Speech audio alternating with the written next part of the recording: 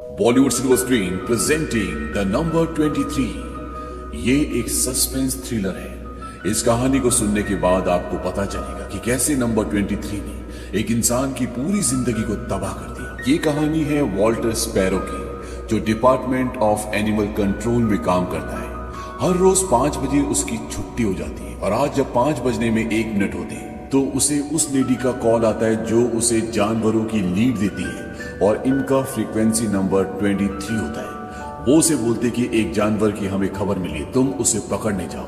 और स्पैरो उसे पकड़ने के लिए जाता है। ये कुत्ता होता है और स्पैरो उसे पकड़ लेता है। स्पैरो देखता है कि उस कुत्ते के गले में पट्टे पर एक बिल्ला लगा होता है, उसमें लिखा होता है नेट, NED। और उसे देखने के बाद स्पैरो कहीं खो जाता है और तभी वो कुत्ता मौका देखकर उसे काट कर वहां से भाग जाता है और वो भागकर एक कब्रिस्तान में जाता है और एक कब्र के आगे बैठ जाता है और स्पैरो उस पर दूर से निशाना लगाता है, लेकिन वो कुत्ता वहां से कहीं गायब हो जाता है। और जब स्पैरो कब्र के पास जाता है तो वो देखता है कि उस कब्र में नाम लिखा होता है लॉरा टॉलिंस। उस नाम को देखकर स्पैरो कहीं खो जाता है। ऐसा लगता है कि उसे कुछ याद आ रहा है, लेकिन फिलहाल उसे कुछ भी याद नहीं आता। इसके बाद वॉल्टर स्पैरो अपनी पत्नी के पास जाता है जिसका नाम एगाथा है। दरअसल आज स्पैरो का बर्थडे है और उसकी वाइफ उसका वेट कर रही होती है, लेकिन वो इस कुत्ते की वजह से लेट हो जाता है। वहीं उसकी पत्नी उसका इंतजार करते करते एक बुक स्टोर में चली जाती है। वहां पर एक किताब होती है जिसका नाम होता है द नंबर 23। इस किताब को एगाथा ने पढ़ा होता है और वो इसे अपने पति को बर्थडे प्रेजेंट देने के लिए खरीद लेती है। इस किताब के राइटर का नाम होता है टॉप सीक्रेट्स और अब ये किताब वॉल्टर स्पैरो के पास है। वो इसे पढ़ना शुरू करता है और इस किताब के पहले पेज पर लिखा होता है कि इस किताब के सभी कैरेक्टर्स फिक्शनल हैं, लेकिन अगर आप इस किताब के किसी भी मिलते जुलते कैरेक्टर को जानते हैं तो आप इस किताब को ना पढ़ें। वॉल्टर स्पैरो इसे पढ़ना शुरू करता है क्योंकि उसका इस दुनिया में कोई अपना रिश्तेदार नहीं होता। उसकी एक पत्नी है और उसका एक बेटा है। इसके अलावा ना उसका कोई रिश्तेदार है, ना कोई दोस्त है, ना माँ बाप, और उसे अपनी पिछली जिंदगी के बारे में बहुत कुछ याद भी नहीं होता। इस किताब के पहले चैप्टर में इस किताब का जो मेन कैरेक्टर होता है वो कहता है कि आप मुझे फिंगरलिंग कह सकते हो, ये मेरा असली नाम नहीं है। बचपन में मैंने एक किताब पढ़ी थी जिसका नाम था फिंगरलिंग एट द जू, उसी से मैंने अपना नाम फिंगरलिंग रख लिया। कहानी बचपन से शुरू होती है जहां पर यह दिखाया जाता है कि फिंगरलिंग के पिता एक अकाउंटेंट होते हैं। उनकी पूरी जिंदगी नंबरों के साथ ही गुजरी होती है और वो ये चाहते थे कि फिंगरलिंग भी एक अकाउंटेंट बने, लेकिन फिंगरलिंग को जासूसी किताबें पढ़ने का बहुत शौक था और उसने ये तय किया कि वो एक जासूस बनेगा। इनके पड़ोस में एक लेडी रहती थी जिसका नाम डॉपकिंस था। उसका एक कुत्ता भी था जो हमेशा फिंगरलिंग के लॉन पर खेलता, लेकिन फिंगरलिंग कभी भी डॉपकिंस के घर की तरफ उसके घर के अंदर नहीं गया था क्योंकि उसके पिता ने मना किया होता है। और जब उसका 8वां बर्थडे होता है तो वो डॉपकिंस के कुत्ते के पीछे उसके घर तक चले जाता है और जब वो कमरे में जाता है तो वो देखता है कि डॉपकिंस मरी हुई है। हालांकि पुलिस बोलती है कि ये आत्महत्या है, लेकिन फिंगरलिंग समझता है कि उसका किसी ने कत्ल किया है और अब वो एक डिटेक्टिव की तरह सबसे अलग सोचना शुरू कर देता है और इस तरह से फिंगरलिंग के दिमाग में एक डिटेक्टिव पैदा हो जाता है। वॉल्टर स्पैरो इस किताब के 2 चैप्टर्स पढ़ चुका है, तभी उसकी पत्नी वहां पर आ जाती है और वो उसे बताता है कि इस किताब को पढ़ के मुझे अपने बचपन की याद आती है। ऐसा लगता है कि मेरी कहानी मेरे बारे में लिखा हुआ है। उसकी पत्नी एगाथा बोलती है कि फिंगरलिंग तुम्हारी तरह बिल्कुल भी नहीं है। वॉल्टर स्पैरो बोलता है कि ये देखो फिंगरलिंग एट द जू, ये किताब, ये कहानी बचपन में मेरी माँ मुझे सुनाती थी और इस किताब में जो कैरेक्टर है जिसका नाम फिंगरलिंग है उसकी माँ भी बचपन में उसे यही कहानियां सुनाती थी। एगाथा बोलती है कि बचपन में ये कहानियां तो पता नहीं कितने बच्चों ने पढ़ी होंगी। वॉल्टर स्पैरो बोलता है कि इस कहानी में जो कुत्ता है, ऐसे कुत्ता हमारे पड़ोस में भी था, हालांकि उसका नाम कुछ और था। और जिस तरह से फिंगरलिंग इस किताब में जासूसी किताबें पढ़ता है, बचपन में मैं भी जासूसी किताबें पढ़ता था। और जिस तरह से फिंगरलिंग के 8वें बर्थडे पर उसकी पड़ोसन डॉपकिंस का मर्डर होता है, ठीक उसी तरह से मेरी मॉम भी मेरे 8वें बर्थडे पर इस दुनिया को छोड़कर चली गई थी। एगाथा बोलती है कि तुम किताब आगे पढ़ो और तुम्हें जल्द ही पता चल जाएगा कि फिंगरलिंग तुम्हारी तरह बिल्कुल भी नहीं है। लेकिन वॉल्टर चाहकर भी अपनी पत्नी एगाथा की बातों पर विश्वास नहीं कर पा रहा था। उसे ऐसा लगता है कि जैसे ये उसकी कहानी है। वो धीरे धीरे किताब पढ़ता और उसका विश्वास और बढ़ता जाता है और वो उस किताब के कैरेक्टर में अपने आप को देखना शुरू कर देता है। अब वो किताब का चैप्टर 5 पढ़ता है चैप्टर 5 में फिंगरलिंग एक घर पर जाता है जहां पर एक लड़की होती है जिसका नाम ब्लॉन्ड होता है। वो आत्महत्या करने वाली होती है। फिंगरलिंग उससे उसकी आत्महत्या का कारण पूछता है, वो जिस वजह से इस लड़की का पूरा परिवार खत्म हो जाता है। इस लड़की को विश्वास है कि नंबर 23 की वजह से ऐसा हुआ है। हर जगह वो उसका पीछा करता है। फिंगरलिन उसे समझाता है, लेकिन जब फिंगरलिन यहाँ से निकलता है तो वो लड़की ऊपर से कूद जाती है। दरअसल इस लड़की ने अपनी पूरी जिंदगी को नंबर 23 से जोड़ दिया होता है, जो हर जगह उसको दिखाई देता है। और फिंगरलिंग देखता है कि उसके नाम में जो वर्ड्स होते हैं उनकी कैलकुलेशन भी 23 होती है। अब वॉल्टर स्पैरो किताब की दुनिया से बाहर आता है और तभी वो देखता है कि दो लड़के जॉगिंग करते हुए जा रहे होते हैं और उसे उनकी टी शर्ट में 23 नंबर दिखाई देता है। वॉल्टर को ऐसा लगता है कि ये कहानी उसकी जिंदगी की कहानी है और वो उस बुक स्टोर में जाता है जहां से उसकी पत्नी एगाथा ने इस किताब को खरीदा होता है। वहां बुक स्टोर वाला उसे बताता है कि इस राइटर ने सिर्फ ये एक ही किताब लिखी है और उसने इसे खुद ही पब्लिश किया है, उसकी और कोई भी किताब नहीं है। वॉल्टर स्पैरो घर आता है और वो अपनी पत्नी और अपने बेटे को बताता है कि एक अजीब सी बात है कि मेरी हर चीज में 23 है। मेरा मिडिल नेम का कैलकुलेशन 23 है, मेरा बर्थ डेट भी 23 है यानी कि 23, और जब मैं पैदा हुआ था उस टाइम 11:12 हो रहे थे, यानी कि शुरू का 1 और 1 बन जाता है 2 और आखिरी का 1 और 2 बन जाते हैं 3, इसका मतलब 23। इसके अलावा मेरी लाइसेंस प्लेट, मेरा सोशल सिक्योरिटी नंबर, सब कुछ 23 है। ये राइटर मेरी जिंदगी के बारे में सब कुछ जानता है। ऐसा लगता है कि उसने मेरे बारे में सब कुछ इस किताब में लिख दिया है। मेरी पूरी जिंदगी है इस किताब में। एगाथा उसे बताती है कि आगे चलकर फिंगरलिंग किसी का कत्ल करता है। क्या तुमने अपनी जिंदगी में किसी का कत्ल किया है? एगाथा उसे ये इसलिए बता पाती है क्योंकि उसने इस किताब को काफी हद तक पढ़ा होता है। लेकिन वॉल्टर स्पैरो उसकी किसी बात पर भी विश्वास नहीं करना चाहता। वो एगाथा को बोलता है कि जब मैं तुमसे मिला मैं 23 का था और हम मिले थे 14 सितंबर को। 14 + 9 = 23 और 13 अक्टूबर को हमारी शादी हुई थी।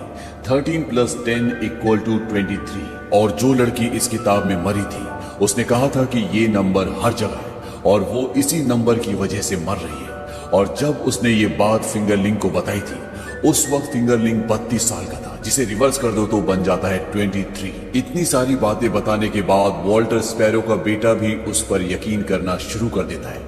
इसके बाद वो किताब को आगे पढ़ना शुरू करता है और उसमें ये लिखा होता है कि धीरे धीरे फिंगरलिंग के ऊपर भी 23 नंबर हावी होना शुरू हो जाता है। उसे हर जगह 23 का कैलकुलेशन दिखना शुरू हो जाता है।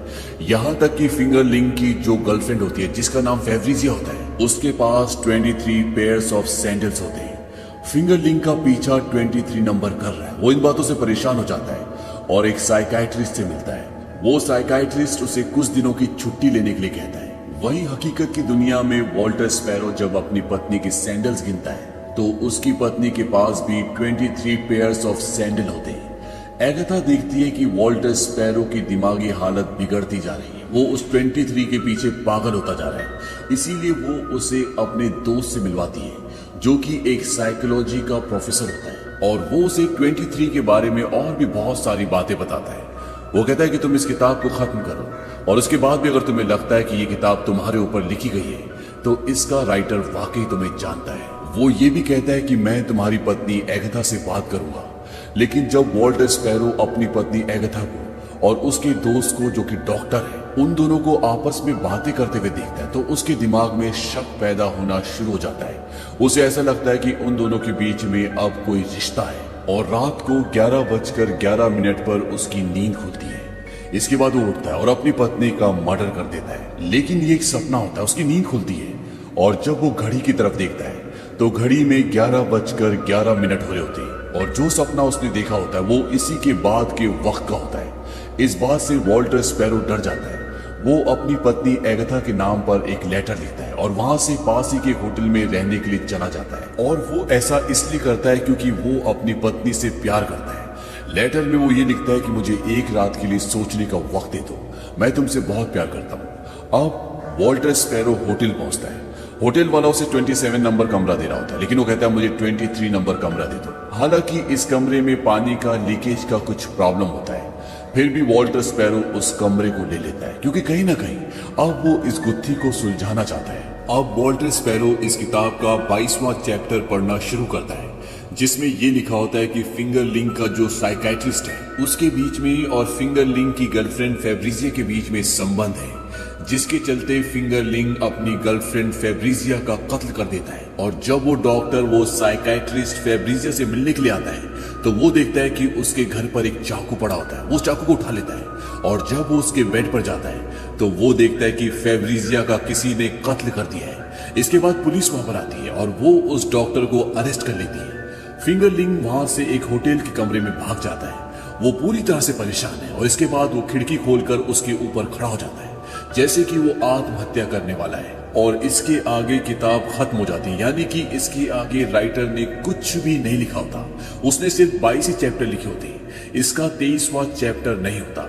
और इस बात से वॉल्टर स्पैरो परेशान हो जाता है। वो सोचता है कि उस नंबर ने फिंगर लिंक का पीछा किया और अब वो नंबर मेरे पीछे है। दरअसल वो किताब की कैरेक्टर जो फिंगर लिंक की गर्लफ्रेंड होती है, जिसका नाम फेब्रिजिया होता है, उसे कहीं ना कहीं अपनी पत्नी एगाथा के रूप में देख रहा होता है।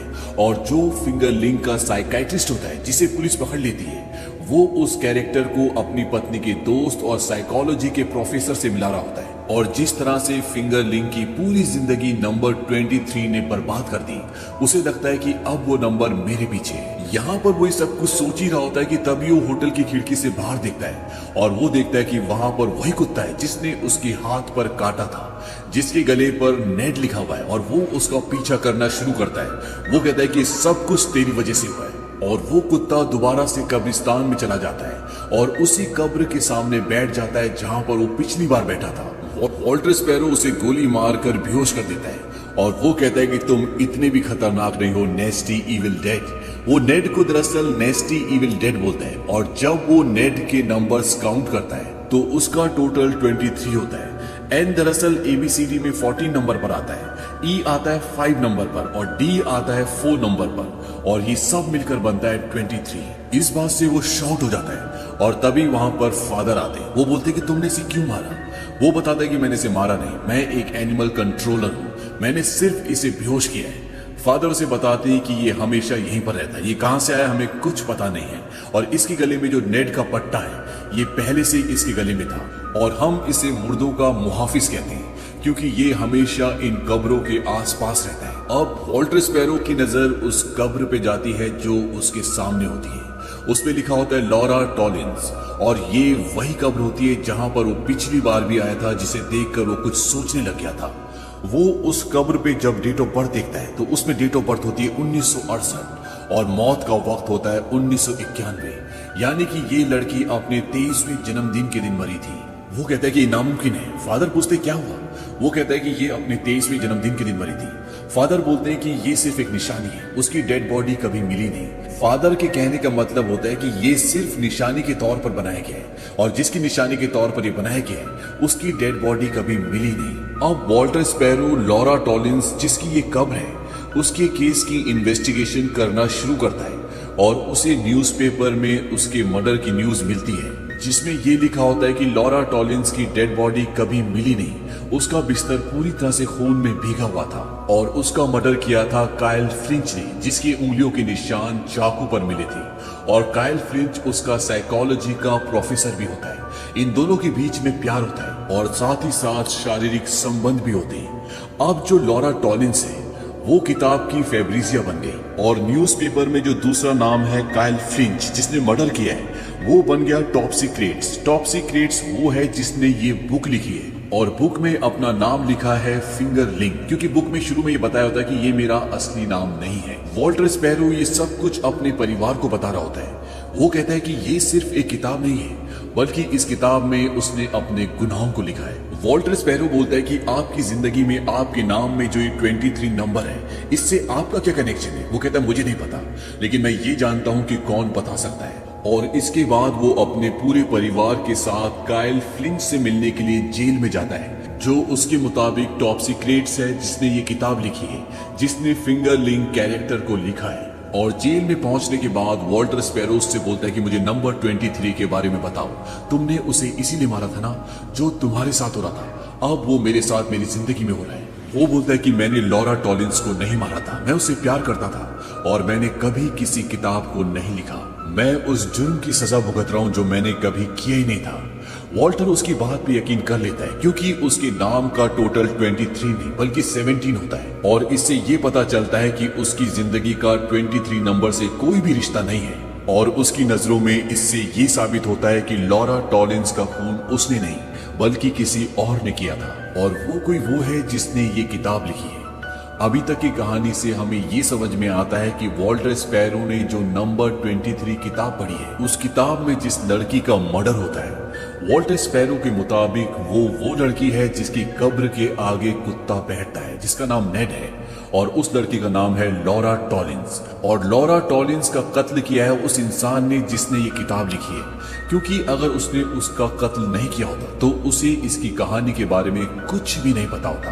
अभी तक तो वो ये सोच रहा था कि जेल में जो कायल फिंच है वही वो आदमी है, लेकिन अब उससे मिलने के बाद उसे यकीन हो चुका है कि वो इस किताब का राइटर नहीं है और वो किसी भी कीमत पर उस राइटर को ढूंढना चाहता है। यहाँ पर वॉल्टर स्पैरो का बेटा बताता है कि मैं आपकी इसमें मदद कर सकता हूँ। वो बताता है कि कल रात को जब मैं इस किताब को पढ़ रहा था तो मुझे इस किताब में एक पीओ बॉक्स नंबर मिला यानी कि एक एड्रेस मिला और वो उस पीओ बॉक्स नंबर पर कुछ पार्सल्स भेजेगा और जो उन्हें कलेक्ट करने के लिए आएगा वो टॉप सीक्रेट्स होगा यानी कि बुक का राइटर होगा।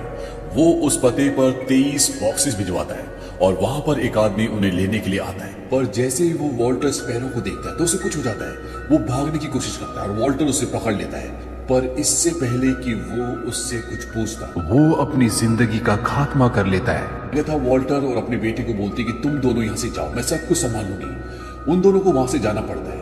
अब ये आदमी एगाथा को एक इंस्टीट्यूट का नाम बताने की कोशिश कर रहा होता है लेकिन तब तक उसकी मृत्यु हो जाती है। लेकिन उसकी जेब में एक आईडी कार्ड होता है जिससे उसे पता चल जाता है कि ये किस इंस्टीट्यूट के बारे में बात कर रहा था और साथ ही इस आदमी के हाथों में कई नंबर्स लिखे होते हैं जिनकी कैलकुलेशन 23 होती है। इस आदमी के मरने के बाद एगाथा उस जगह पर जाती है जिस इंस्टीट्यूट का कार्ड उसकी जेब में होता है। ये पूरी तरह से खंडर होता है और वो वहां पर एक रूम में जाती है जहां पर चारों तरफ नंबर्स लिखे होते हैं। वहां पर एक बॉक्स भी होता है जिसके बाहर लिखा होता है स्पैरो। वहीं दूसरी तरफ घर पर यह दिखाया जाता है कि वॉल्टर स्पैरो उस किताब को जिसका नाम द नंबर 23 है उसके हर एक चैप्टर के 23वें पेज के 23वें वर्ड को एक अलग पेज पर लिखता है और वो एक मैसेज बन जाता है और ये मैसेज होता है कैसेनोवा पार्क जाओ, जन्नत की सीढ़ी के नीचे खोदो, मैं तुम्हें वार्न करता हूँ नर्क तुम्हारा इंतजार कर रहा है स्पैरो मैन। अब ये दोनों कैसेनोवा पार्क जाते हैं और वहां पे स्टेप ऑफ हेवन यानी कि जन्नत की सीढ़ी नाम का एक पत्थर होता है उसके नीचे खोदना शुरू करते हैं और खोदने के बाद वहां पर इन्हें कंकाल दिखता है। लेकिन यहाँ पर कोई और भी होता है जो इन्हें देख रहा होता है। अब ये दोनों यहाँ से निकल जाते हैं ताकि पुलिस को फोन करके यहाँ पर बुला सके और जब पुलिस इस जगह पर आती है तो उस गड्ढे में कोई कंकाल नहीं होता। वॉल्टर स्पैरो उन्हें पूरी कहानी सुनाता है और पुलिस वाला उसे पागल समझता है। इसके बाद एगाथा वहां पर आ जाती है और वो अपने पति वॉल्टर स्पैरो और अपने बेटे को वहां से लेकर निकल जाती है। ये दोनों बहुत परेशान होते हैं क्योंकि इन्होंने वहां पर वो कंकाल देखा था जो अब उस जगह पर नहीं है। ये बार बार 23 की बात कर रहे होते हैं। एगाथा इनको चुप होने के लिए कहती है और तभी वॉल्टर स्पैरो देखता है कि सामने वही कुत्ता है जिसके गले में नेड वाला पट्टा होता है और वो पूरी स्पीड से उसकी तरफ गाड़ी भगाना शुरू कर देता है। लेकिन नेड वहां से हिलता तक नहीं। लेकिन इससे पहले कि उसे टक्कर लगती वो गाड़ी रोक देता है। लेकिन इसी दौरान एगाथा डर से वॉल्टर का हाथ पकड़ लेती है और जब वॉल्टर उसका हाथ देखता है तो उसके नाखूनों में उसके हाथ में मिट्टी होती है। उसे इस बात से शक होता है और जब ये घर पर पहुंचते हैं तो वॉल्टर कहता है कि तुमने वहां से वो स्केलेटन उठाया था और तुम ही उस किताब की राइटर टॉपसी कैरेट्स हो। अब यहाँ पर वॉल्टर को पिछली कुछ यादें भी आती है जहां पर एक बार एगाथा ने ये बोला होता है कि तुम कैसे कह सकते हो कि राइटर एक मेल है, वो फीमेल भी हो सकती है। और जब एगाथा ने अपने दोस्त प्रोफेसर के पास वॉल्टर को भेजा होता है तो उसने उसे ये भी कहा होता है कि जिसने ये किताब लिखी है वो वाकई तुम्हें जानता है और वही तुम्हारे सवालों के जवाब दे सकता है। वॉल्टर को अब यहाँ पर पूरा यकीन हो जाता है कि इस किताब में उसके बारे में इतना सब कुछ सच इसलिए लिखा है क्योंकि ये उसकी पत्नी ने लिखी है। वो एगाथा को कहता है कि तुम ही उस किताब की राइटर टॉप सीक्रेट्स हो और तुम ही ने वहां से उस कंकाल को स्केलेटन को उठाया। शुरू में एगाथा मना करती है, वहां पर उसका बेटा भी आ जाता है, लेकिन जब उसे वो ज्यादा फोर्स करता है वो कहती हाँ मैंने वहां से उस कंकाल को प्रोफेसर के साथ मिलकर उठाया था, लेकिन ये किताब मैंने नहीं लिखी बल्कि ये किताब तुमने लिखी है वॉल्टर। वॉल्टर एगाथा की बात पर विश्वास नहीं करता और तब वो उसे एक बॉक्स दिखाती है। ये वही बॉक्स होता है जो एगाथा को उस इंस्टीट्यूट में मिला था जिस इंस्टीट्यूट का पता उसे उस आदमी की जेब में मिला था जिसने अपनी गर्दन काट ली थी। इस बॉक्स के बाहर स्पैरो लिखा होता है और इस बॉक्स से एगाथा एक बुक निकालती है और ये बुक द नंबर 23 बुक की ओरिजिनल कॉपी होती है और इस बुक के फ्रंट पेज पर वॉल्टर स्पैरो का नाम लिखा होता है। तभी वहां पर प्रोफेसर आइजैक भी आ जाता है। वॉल्टर बोलता है कि तुम दोनों की ये मिली भगत है, तुम दोनों मुझे फंसाना चाहते हो और इसके बाद एगाथा उसे और भी सामान दिखाती है। वॉल्टर स्पैरो उस पूरे सामान को निकालता है जिसमें कुछ मैगजीन्स भी होती हैं और उन सब को देखने के बाद उसे कुछ याद आता है, लेकिन उसे अभी भी ये लगता है कि उसे फंसाया जा रहा है और वो वहां से भाग जाता है और उसी होटल में जाता है जहां पर वो कुछ दिन पहले रुका था और वहां पर वो 23 रूम नंबर लेता है। और अब वॉल्टर स्पैरो को कुछ यादें आना शुरू हो जाती हैं और उसे याद आता है कि वो इस कमरे में पहले भी आ चुका है और तभी वो दीवार से एक वॉलपेपर हटाता है और उस वॉलपेपर के पीछे लिखा होता है चैप्टर 23, यानी कि बुक में जो चैप्टर मिसिंग होता है वो चैप्टर यहाँ पे लिखा होता है और उसमें लिखा होता है कि तुम मुझे फिंगरलिंग कह सकते हो लेकिन मेरा असली नाम वॉल्टर स्पैरो है और अब तक जो तुमने पढ़ा है वो पूरा सच नहीं है, मैंने उसमें बहुत कुछ बदल दिया है और गुनहगार को भी। और इसके बाद वॉल्टर स्पैरो इसी नंबर के साथ बढ़ता रहा और जब वो कॉलेज गया तो उसे वहां पर एक लड़की मिलती है जिसका नाम होता है लॉरा टॉलिंस और इसके बाद इन दोनों के बीच में प्यार शुरू हो जाता है। लेकिन कुछ वक्त बाद लॉरा टॉलिंस की नजदीकियां अपने प्रोफेसर काइल फ्लिंच के साथ बढ़ना शुरू हो जाती है और जब इस बात का शक वॉल्टर को होता है तो उसे दोबारा से नंबर 23 हर जगह दिखाई देने लगता है और उसे लगता है कि अब लॉरा टॉलिंस की जान खतरे में है। पर कुछ ही वक्त बाद लॉरा टॉलिंस उसे काइल फ्लिंच के लिए छोड़ देती है और इस बात से परेशान होकर जेलस होकर वो लॉरा टॉलिंस को उसे एहसास होता है कि जिस खतरे के बारे में उसे एहसास हुआ था वो खतरा कोई और नहीं बल्कि वो खुद था। वॉल्टर स्पैरो को इस बात का दुख होता है, उसे गिल्ट होता है और अब वो लॉरा टॉलिंस की बॉडी को उठाकर कैसोनोवा पार्क ले जाता है और वहां पर जो the steps to the heaven का बोर्ड होता है वो उसके नीचे उसे दफना देता है और जब वो ऐसा कर रहा होता है तो उसके सामने कुत्ता होता है और ये वही कुत्ता होता है जिसका नाम नेड है। वॉल्टर स्पैरो लॉरा को वहां पर दफनाने के बाद एक होटल में जाता है और ये वही होटल है जहां पर वो इस वक्त है। उसे रूम नंबर 23 दिया जाता है और वॉल्टर स्पैरो अब पूरी तरह से गिल्ट से भर चुका है और वो ये तय करता है कि अपनी जिंदगी का खात्मा कर लेगा। पर इससे पहले वो एक नोट लिखता है। दरअसल उसकी दिमागी हालत खराब हो चुकी है और दिन रात लिखता चला जाता है। वो अपनी कहानी बचपन से शुरू करता है। दिखता है कि ये एक पूरी किताब बन जाती है। इसके 22 चैप्टर्स हैं और 23वां चैप्टर वो दीवार पर लिखता है, लेकिन वो यहाँ पर बहुत सारी चीजों को रिप्लेस कर देता है। जैसे किताब में बचपन में जो उसके पड़ोस में एक लेडी भरी होती है, दरअसल वॉल्टर की जिंदगी में असल में वो उसकी मॉम की खुद की कहानी होती है। इसके बाद किताब में जो दूसरी लड़की मरती है जिसका नाम ब्लॉन्ड होता है, दरअसल ये और कोई नहीं बल्कि खुद वॉल्टर स्पैरो होता है जिसने नाम और जेंडर बदल दिया होता है। और तीसरी लड़की जो किताब में होती है वो होती है फेब्रिजिया, जो कि लॉरा टॉलिंस है जिसे खुद वॉल्टर स्पैरो ने मारा है। और अब ये पूरा नोट लिखने के बाद जो अब एक किताब बन चुकी है, वॉल्टर ऊपर से नीचे कूद जाता है लेकिन वो इस अटेम्प्ट में बच जाता है। लेकिन उसे एक बीमारी हो जाती है जिसे बोलते हैं एमनीजिया और इस बीमारी में इंसान अपनी याददाश्त भूल जाता है और हॉस्पिटल में जो डॉक्टर उसका इलाज करता है ये वही आदमी होता है जिसने वॉल्टर को देखने के बाद अपने आप को मार दिया था। दरअसल इलाज के दौरान उसे वॉल्टर के वो नोट्स मिल गए थे जिसमें 23 की कैलकुलेशन थी और इसके बाद वो उसकी किताब को भी ढूंढ लेता है और वो 23 उसके दिमाग की बीमारी बन जाती है और जो अभिशाप पहले वॉल्टर स्पैरो का था अब उस डॉक्टर का बन जाता है और डॉक्टर ही उस किताब में राइटर का नाम चेंज करता है। वो उसमें टॉप सीक्रेट्स लिख देता है और जैसे जैसे वक्त बीतता है वो 23 नंबर के पीछे पागल होना शुरू हो जाता है। वो किसी भी तरह से इस बुक के सभी रहस्यों को सुलझाना चाहता है और शायद कहीं ना कहीं उसे इन बुक के कुछ रहस्यों का पता चल चुका था जिससे उसे ऐसा लगता था कि ये सब वॉल्टर स्पैरो ने की और वो उससे डरने लग जाता है। और वो 23 बॉक्सेस को उस पोस्ट ऑफिस पर लेने इसलिए आता है क्योंकि अभी भी वो इस किताब के बहुत सारे रहस्यों को सुलझा नहीं पाया होता। उसे लगता है कि शायद उसे जो किताब में सवाल है उनके कुछ जवाब मिल जाए, लेकिन जब वो वहां पर वॉल्टर स्पैरो को देखता है तो वो डर जाता है और वहां पर वो एगाथा को बोलता भी है कि ये पागल है। वहीं हॉस्पिटल में पूरी तरह से ठीक होने के बाद वॉल्टर स्पैरो बाहर निकलता है और वहां पर उसकी एगाथा से मुलाकात होती है। इसके बाद इन दोनों की शादी होती है। तो ये थी वो पूरी कहानी जो वॉल्टर भूल चुका होता है, लेकिन अब उसे सब कुछ याद आ चुका है। और तभी वहां पर एगथा आ जाती है। वो कहती है कि तुम एक बीमार इंसान थे जो अब ठीक हो चुका है। वॉल्टर बोलता है कि मैंने लॉरा टॉलिंस को मार दिया और आज मेरी वजह से एक इंसान जो कि बेगुनाह है वो जेल में है। मैं एक कातिल हूँ और मैं ऐसा दोबारा भी कर सकता हूँ। उसकी पत्नी एगथा बोलती है कि तुम मुझे मारना चाहते हो, मारो। वो उसके हाथ में चाकू दे देती है, लेकिन वो वहां से भाग जाता है। और जब वो उस होटल से बाहर निकलता है तो सामने वही कुत्ता होता है जिसके गले में नेड लिखा होता है। सामने से एक बस भी आ रही होती है और अब वॉल्टर ये तय करता है कि वो बस से टकरा जाएगा। इस बस में नंबर लिखा होता है 23 और इससे पहले कि वो बस उसे कुचल कर आगे निकल जाती उसका बेटा उसे आवाज लगाता है डैड, और वो बस के सामने से हट जाता है। वॉल्टर ने अपने जीवन में जो भी किया है वो उसका पश्चाताप करना चाहता है। सबसे पहले वो लॉरा टॉलिंस का जो कंकाल होता है उसे पूरे रीति रिवाजों के साथ दफनाता है और इसके बाद वो पुलिस के सामने, कोर्ट के सामने अपने सभी गुनाहों को कबूल कर लेता है। और इस तरह से काइल फ्लिन, जो बेगुनाह होने के बाद भी कई सालों से सजा भुगत रहा है, वो आजाद हो जाता है। और एक हफ्ते बाद जज वॉल्टर स्पैरो के गुनाहों की उसे सजा सुनाएगा। जेल में उसका परिवार उससे मिलने के लिए जाता है। वॉल्टर स्पैरो ने अपने गुनाहों को कबूल किया है तो बेशक जज उसके साथ नरमी से पेश आएगा। वॉल्टर सोचता है कि कुछ ही वक्त बाद मैं बाहर आ जाऊंगा और अपनी जिंदगी दोबारा से शुरू करूंगा। वक्त सिर्फ एक नंबर है जो हमारी जिंदगी से जुड़ा हुआ है।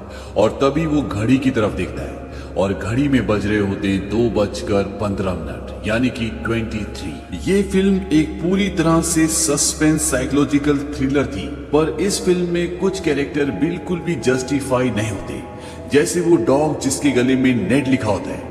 हालांकि फादर बोलता है कि वो गार्डियन ऑफ द डेड है, यानी कि मुर्दों का मुहाफिज है, लेकिन कैसे वो बार बार वॉल्टर स्पैरो के सामने आता है, क्योंकि ये कोई सुपर नेचुरल पावर वाली फिल्म नहीं है। तो इस पॉइंट को डायरेक्टर को, राइटर को जस्टिफाई करना चाहिए था। दूसरा वो डॉक्टर जो वॉल्टर को देखकर अपनी जिंदगी का खात्मा कर लेता है, उसे भी इस हद तक 23 नंबर के लिए पागल होता हुआ दिखाया है, जबकि वो ऑलरेडी उस हॉस्पिटल में काम करता है जहां पर दिमागी रूप से बीमार लोग आते हैं। तो इस पॉइंट को भी न डायरेक्टर न राइटर जस्टिफाई कर पाए।